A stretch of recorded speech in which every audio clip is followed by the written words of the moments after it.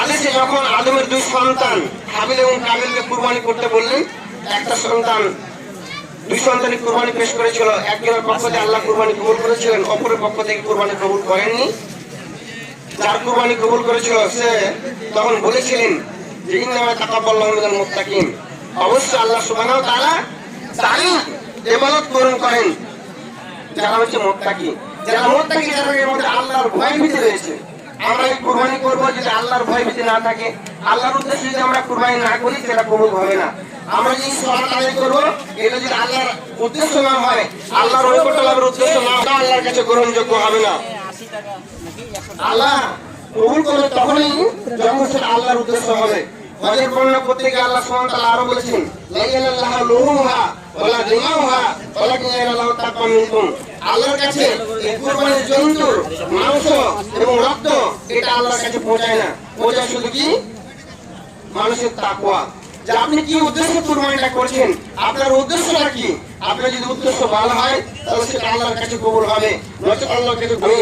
আপনাকে এটা করে বলবো প্রত্যেকটি ভাই বাবাজি মা বোনদের কাছে, যেহেতু আমরা মুসলিম, আমরা বিশ্বে এসেছি, আমরা দুনিয়া এসেছি, দুনিয়া ছেড়ে চলে যাবো, তাহলে আমাদেরকে এই 5 ওয়াক্তের সালাত এটা কম্পালসারি প্রত্যেকটা নরমালি মুসলিমকে পড়তেই হবে, এটা বাধ্যতামূলক।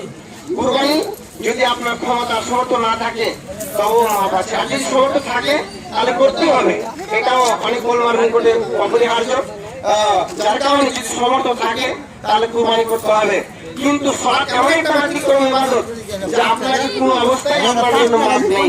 আপনি দাঁড়িয়ে পড়তে হবে, দাঁড়িয়ে না পারলে আপনাকে বসে পড়তে হবে, বসে না পারলে আপনাকে ইশারায় পড়তে হবে। এমনকি শত্রু যদি আপনার সম্মুখে থাকে তারপরেও আপনার সালাত মাপ হবে না। আপনাকে উজু করে নামাজ পড়তে হবে, উজু করার জন্য আপনার পানি নেই, তাই এমন করে পড়তে হবে। পানিও নেই, মাটিও নেই, তাহলে বিনোচিত নামাজ পড়তে হবে। নামাজ আপনার কোন অবস্থায় মাপ নেই। এই জন্য আমি বলবো প্রতিটি ভাই বাবাজি মা বোনদেরকে আমরা যেন 5 ওয়াক্তের সালাত আদায় করি। আর আজকে কুরবানির দিন আমরা কুরবানি করবো, নিজে হাতে পারলে নিজে হাতে করবো।